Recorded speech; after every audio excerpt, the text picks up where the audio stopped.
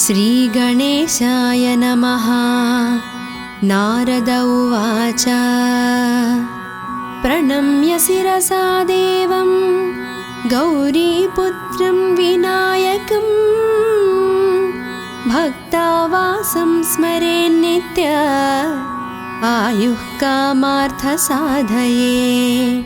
प्रथमं वक्रतुण्डं च एकदन्तं द्वितीयकं तृतीयं कृष्णपिङ्गाक्षं गजवक्त्रं चतुर्धकं लम्बोदरं पञ्चमं च षष्ठं विकटमेव च सप्तमं विघ्नराजेन्द्रं च धूम्रवर्णं तथाष्टमं नवमं फालचन्द्रं च दशमं तु विनायकम् एकदंसं गणपतिं द्वादशं तु गजाननं द्वादशैतानि नामानि त्रिसन्ध्यं यः पठेन्नरः न च विघ्नभयं तस्य सर्वसिद्धिकरं प्रभो।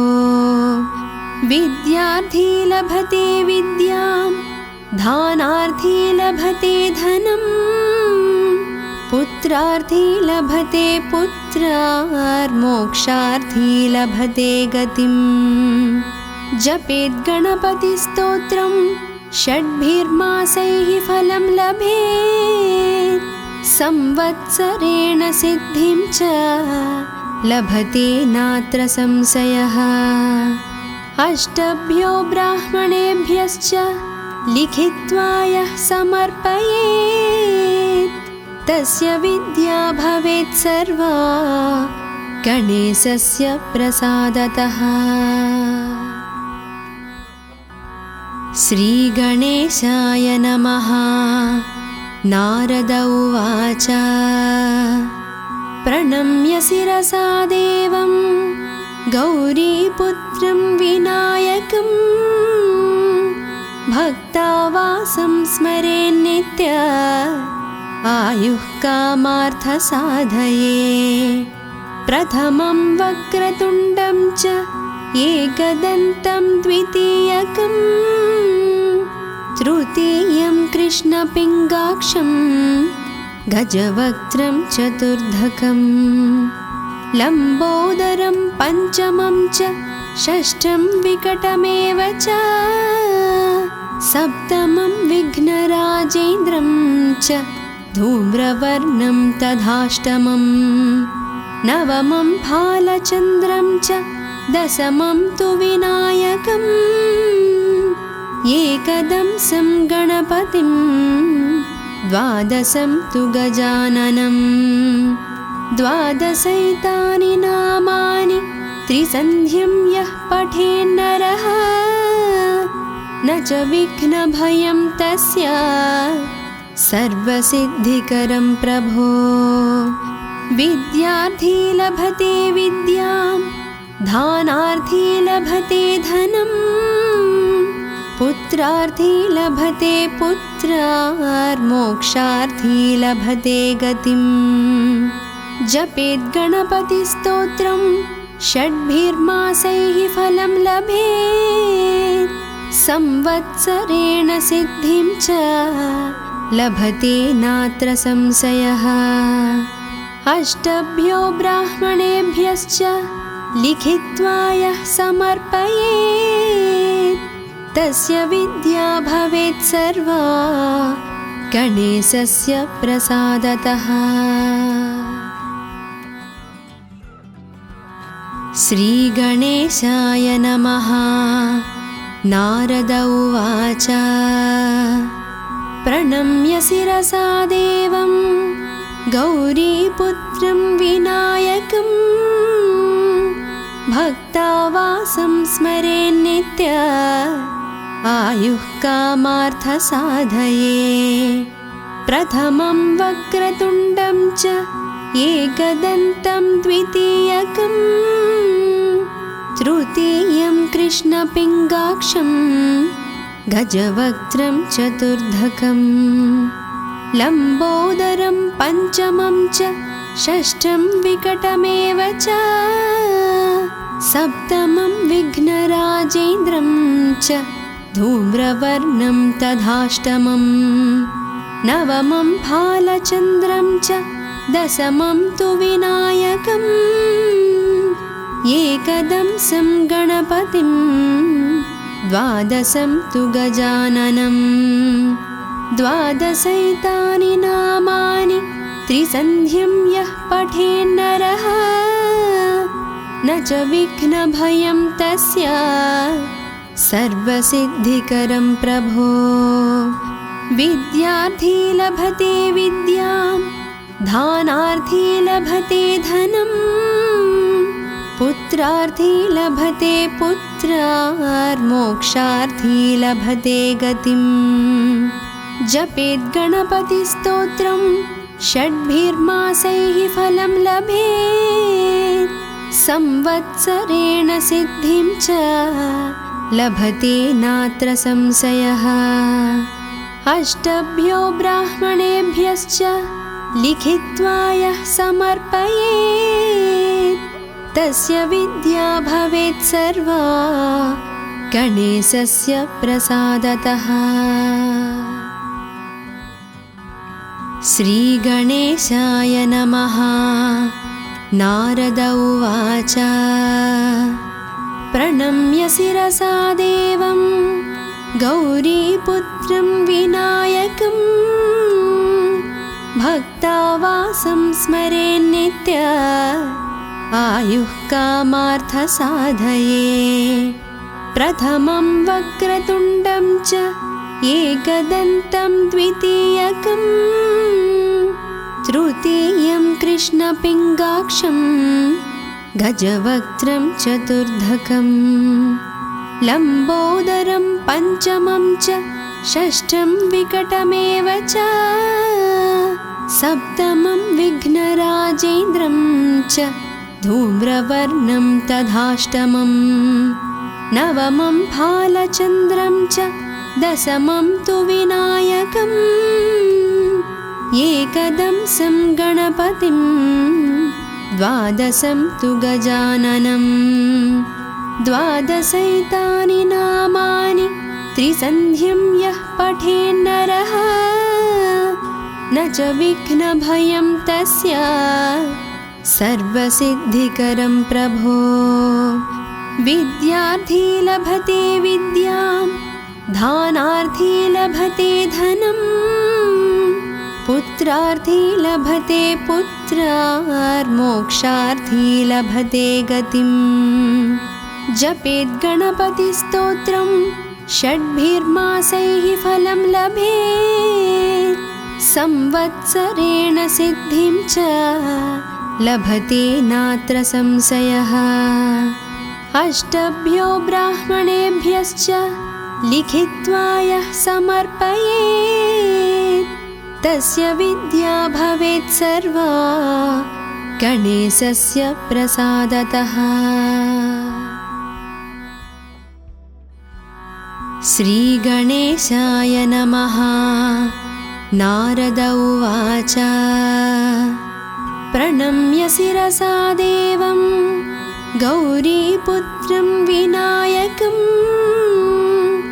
भक्तावासं स्मरेन्नित्य आयुः कामार्थसाधये प्रथमं वक्रतुण्डं च एकदन्तं द्वितीयकं तृतीयं कृष्णपिङ्गाक्षं गजवक्त्रं चतुर्धकं लम्बोदरं पञ्चमं च षष्ठं विकटमेव च सप्तमं विघ्नराजेन्द्रं च धूम्रवर्णं तथाष्टमं नवमं फालचन्द्रं च दशमं तु विनायकम् एकदंसं गणपतिं द्वादशं तु गजाननं द्वादशैतानि नामानि त्रिसन्ध्यं यः पठेन्नरः न च विघ्नभयं तस्य सर्वसिद्धिकरं प्रभो। विद्यार्थी लभते विद्यां, दानार्थी लभते धनम्, पुत्रार्थी लभते पुत्रार्मोक्षार्थी लभते गतिम्। जपेत् गणपतिस्तोत्रं षड्भिर्मासैः फलं लभेत्, संवत्सरेण सिद्धिं च लभते नात्र संशयः। अष्टभ्यो ब्राह्मणेभ्यश्च लिखित्वा यः समर्पयेत्, तस्य विद्या भवेत् सर्वा गणेशस्य प्रसादतः। श्रीगणेशाय नमः। नारद उवाच प्रणम्य शिरसा देवं गौरीपुत्रं विनायकं, भक्तावासं स्मरेन्नित्य आयुः कामार्थसाधये। प्रथमं वक्रतुण्डं च एकदन्तं द्वितीयकं, तृतीयं कृष्णपिङ्गाक्षं गजवक्त्रं चतुर्धकं, लम्बोदरं पञ्चमं च षष्ठं विकटमेव च, सप्तमं विघ्नराजेन्द्रं च धूम्रवर्णं तथाष्टमं, नवमं भालचन्द्रं च दशमं तु विनायकम्, एकदंसं गणपतिं द्वादशं तु गजाननं। द्वादशैतानि नामानि त्रिसन्ध्यं यः पठेन्नरः, न च विघ्नभयं तस्य सर्वसिद्धिकरं प्रभो। विद्यार्थी लभते विद्यां, दानार्थी लभते धनम्, पुत्रार्थी लभते पुत्रार्मोक्षार्थी लभते गतिम्। जपेत् गणपतिस्तोत्रं षड्भिर्मासैः फलं लभेत्, संवत्सरेण सिद्धिं च लभते नात्र संशयः।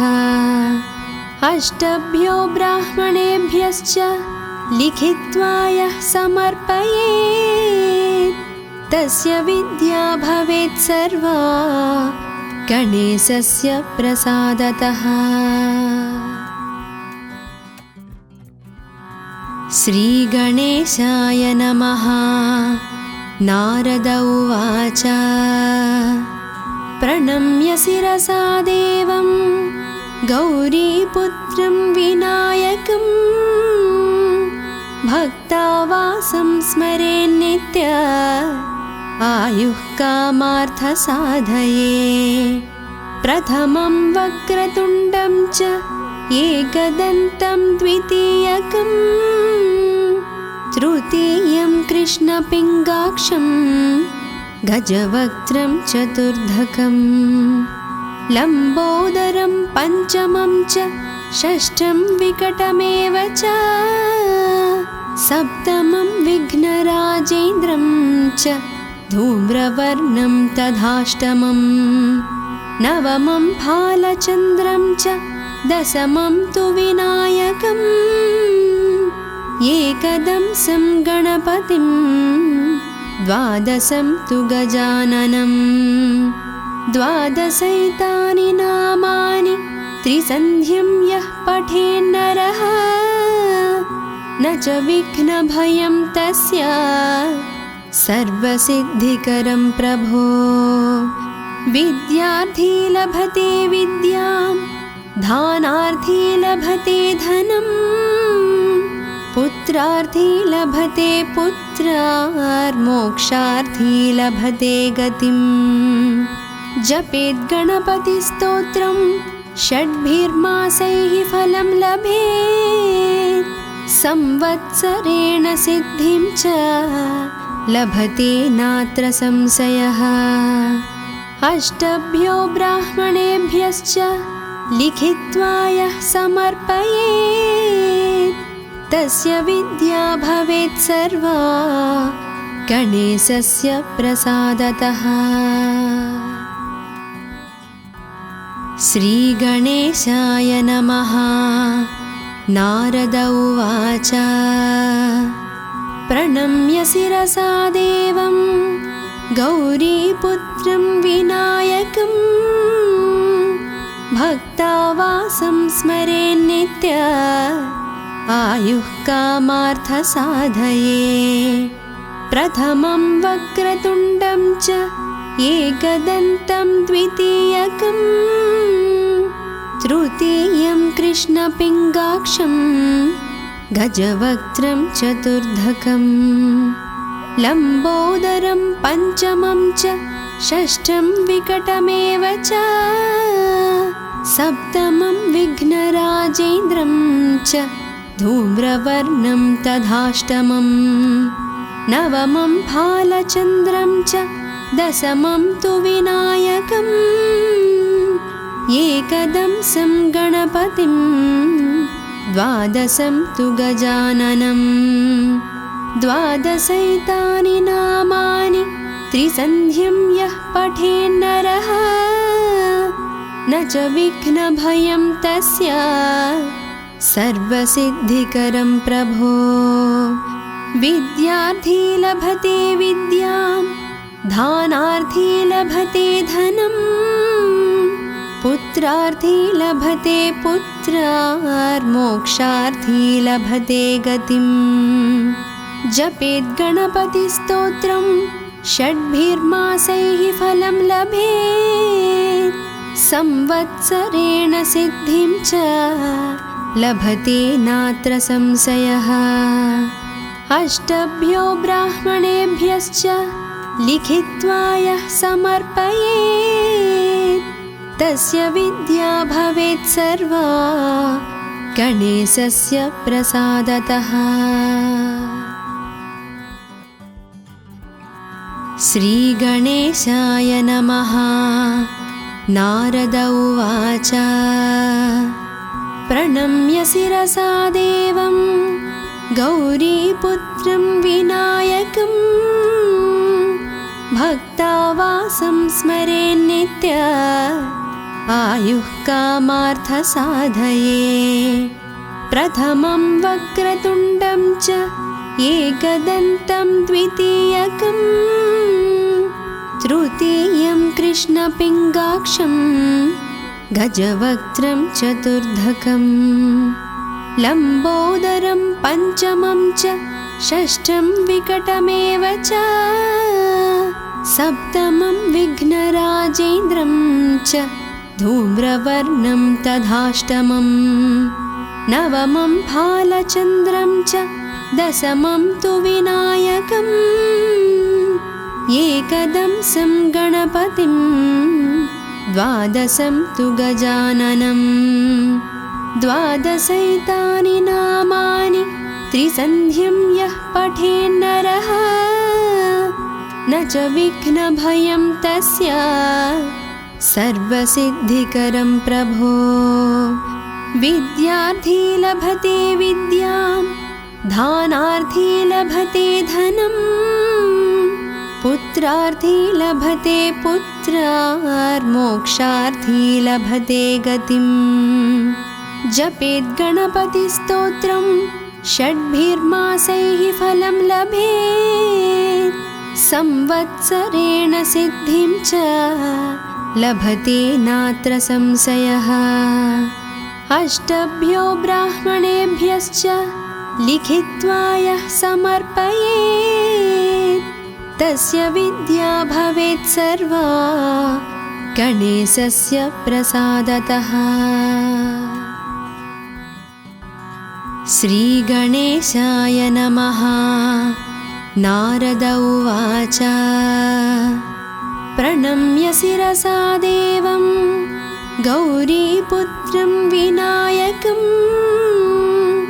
भक्तावासं स्मरेन्नित्य आयुः कामार्थसाधये।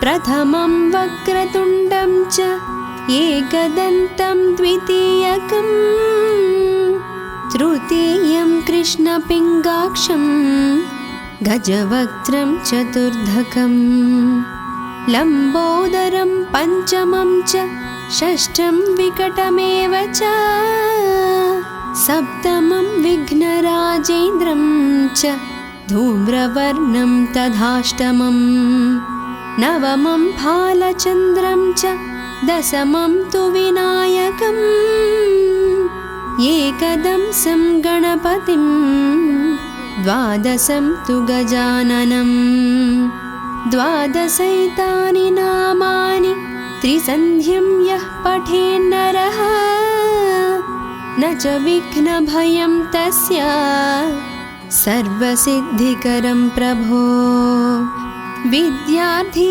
लभते विद्यां दानार्थी लभते धनं पुत्रार्थी लभते पुत्रार्मोक्षार्थी लभते गतिं जपेत् गणपतिस्तोत्रं षड्भिर्मासैः फलं लभेत् संवत्सरेण सिद्धिं च लभते नात्र संशयः अष्टभ्यो ब्राह्मणेभ्यश्च लिखित्वा यः समर्पयेत् तस्य विद्या भवेत् सर्वा गणेशस्य प्रसादतः। श्रीगणेशाय नमः। नारद उवाच प्रणम्य शिरसा देवं गौरीपुत्रं विनायकं भक्तावासं स्मरेन्नित्य आयुः कामार्थसाधये प्रथमं वक्रतुण्डं च एकदन्तं द्वितीयकं तृतीयं कृष्णपिङ्गाक्षं गजवक्त्रं चतुर्धकं लम्बोदरं पञ्चमं च षष्ठं विकटमेव च सप्तमं विघ्नराजेन्द्रं च धूम्रवर्णं तथाष्टमं नवमं फालचन्द्रं च दशमं तु विनायकम् एकदंसं गणपतिं द्वादशं तु गजाननं द्वादशैतानि नामानि त्रिसन्ध्यं यः पठेन्नरः न च विघ्नभयं तस्य सर्वसिद्धिकरं प्रभो विद्यार्थी लभते विद्यां दानार्थी लभते धनं पुत्रार्थी लभते पुत्रार्मोक्षार्थी लभते गतिं जपेत् गणपतिस्तोत्रं षड्भिर्मासैः फलं लभेत् संवत्सरेण सिद्धिं च लभते नात्र संशयः अष्टभ्यो ब्राह्मणेभ्यश्च लिखित्वा यः समर्पयेत् तस्य विद्या भवेत् सर्वा गणेशस्य प्रसादतः। श्रीगणेशाय नमः। नारद उवाच प्रणम्य शिरसा देवं गौरीपुत्रं विनायकं भक्तावासं स्मरेन्नित्य आयुः कामार्थसाधये प्रथमं वक्रतुण्डं च एकदन्तं द्वितीयकं तृतीयं कृष्णपिङ्गाक्षं गजवक्त्रं चतुर्धकं लम्बोदरं पञ्चमं च षष्ठं विकटमेव च सप्तमं विघ्नराजेन्द्रं च धूम्रवर्णं तथाष्टमं नवमं फालचन्द्रं च दशमं तु विनायकम् एकदंसं गणपतिं द्वादशं तु गजाननं द्वादशैतानि नामानि त्रिसन्ध्यं यः पठेन्नरः न च विघ्नभयं तस्य सर्वसिद्धिकरं प्रभो।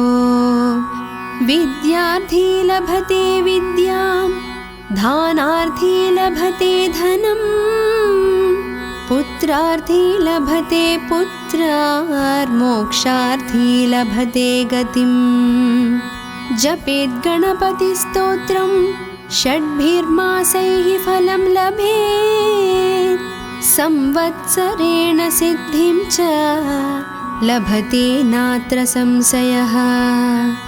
अष्टभ्यो ब्राह्मणेभ्यश्च लिखित्वा यः समर्पयेत् तस्य विद्या भवेत् सर्वा गणेशस्य प्रसादतः। श्रीगणेशाय नमः। नारद उवाच प्रणम्य शिरसा देवं गौरीपुत्रं विनायकं भक्तावासं स्मरेन्नित्य आयुः कामार्थसाधये। प्रथमं वक्रतुण्डं च एकदन्तं द्वितीयकं तृतीयं कृष्णपिङ्गाक्षं गजवक्त्रं चतुर्धकं लम्बोदरं पञ्चमं च षष्ठं विकटमेव च सप्तमं विघ्नराजेन्द्रं च धूम्रवर्णं तथाष्टमं नवमं भालचन्द्रं च दशमं तु विनायकम् एकदंसं गणपतिं द्वादशं तु गजाननं द्वादशैतानि नामानि त्रिसन्ध्यं यः पठेन्नरः न च विघ्नभयं तस्य सर्वसिद्धिकरं प्रभो। विद्यार्थी लभते विद्यां दानार्थी लभते धनं पुत्रार्थी लभते पुत्रार्मोक्षार्थी लभते गतिम्। जपेत् गणपतिस्तोत्रं षड्भिर्मासैः फलं लभेत् संवत्सरेण सिद्धिं च लभते नात्र संशयः। अष्टभ्यो ब्राह्मणेभ्यश्च लिखित्वा यः समर्पयेत् तस्य विद्या भवेत् सर्वा गणेशस्य प्रसादतः। श्रीगणेशाय नमः। नारद उवाच प्रणम्य शिरसा देवं गौरीपुत्रं विनायकं भक्तावासं स्मरेन्नित्य आयुः कामार्थसाधये।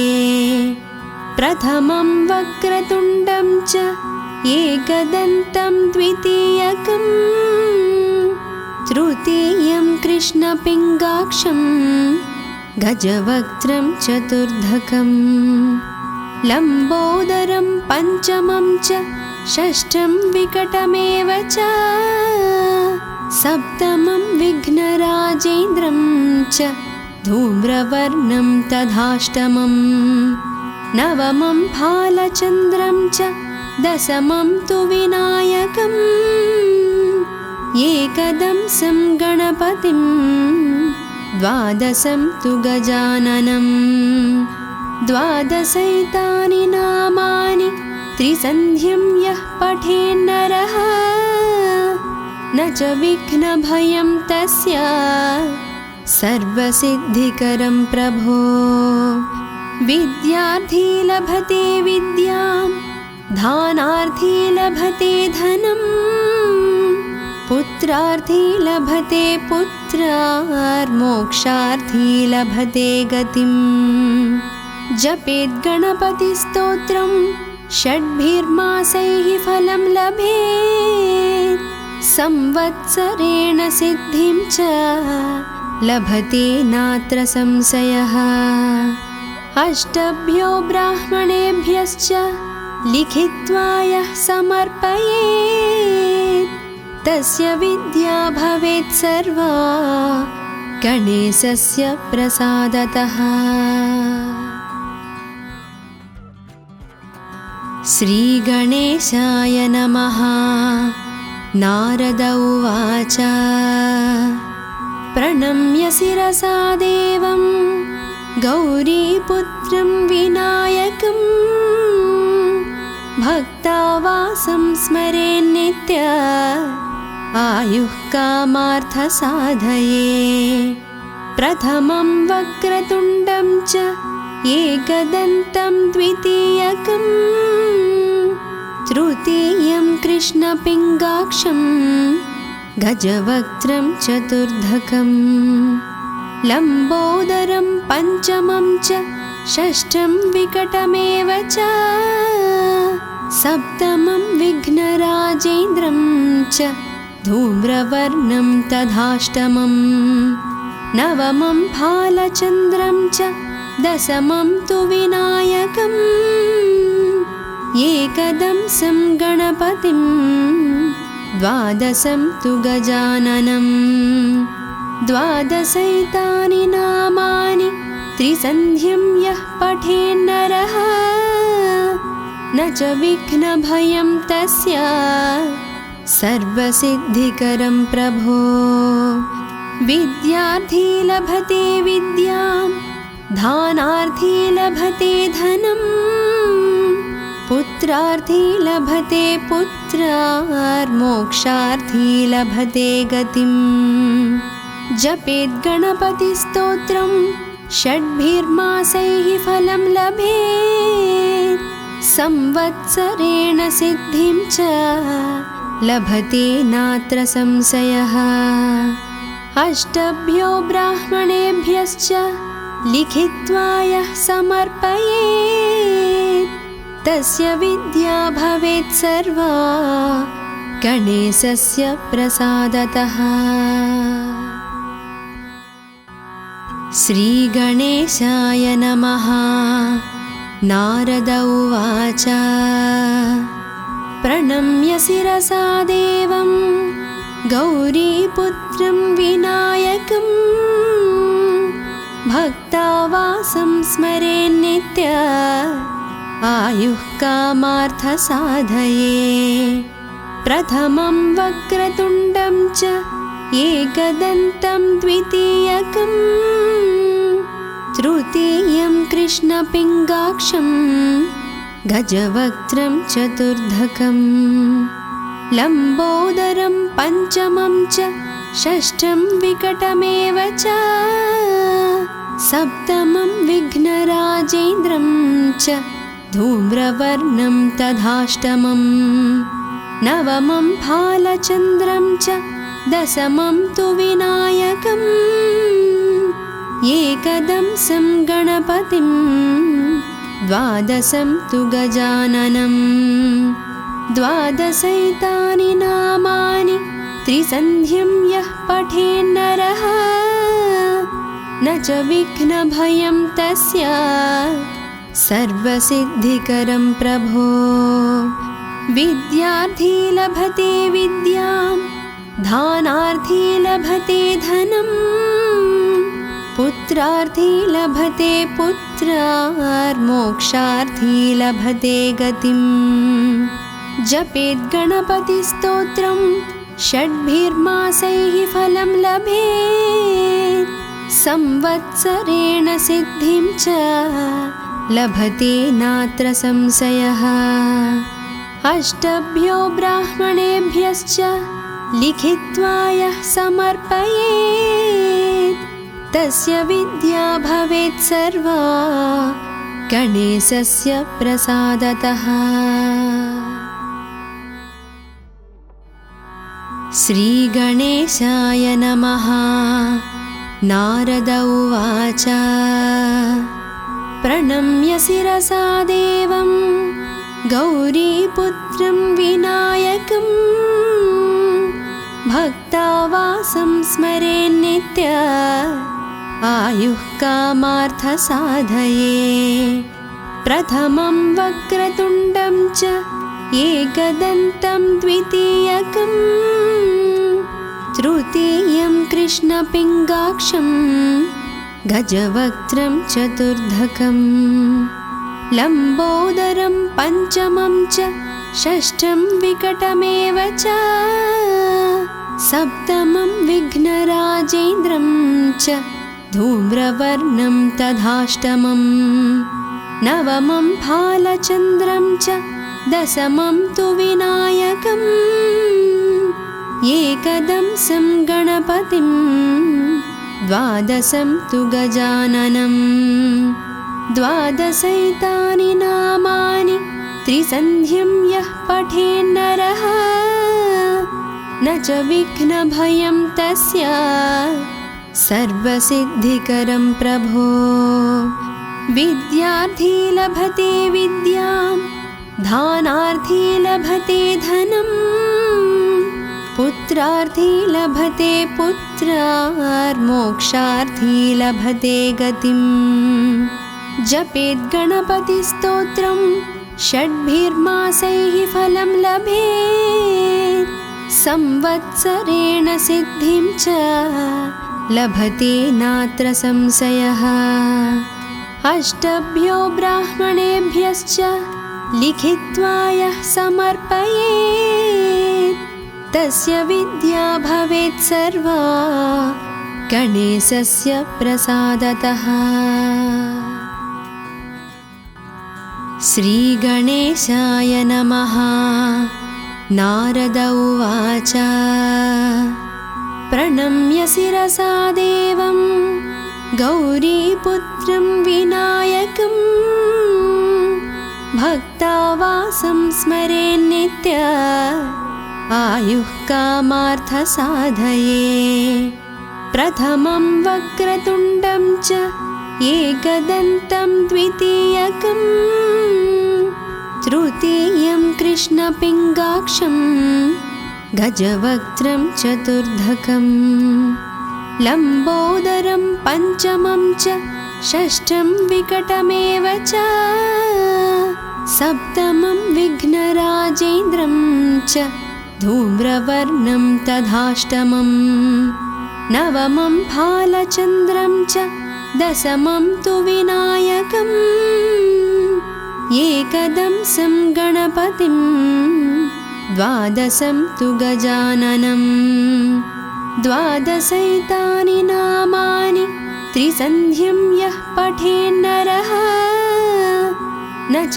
विघ्नभयं तस्य सर्वसिद्धिकरं प्रभो विद्यार्थी लभते विद्यां धानार्थी लभते धनं पुत्रार्थी लभते पुत्रार्मोक्षार्थी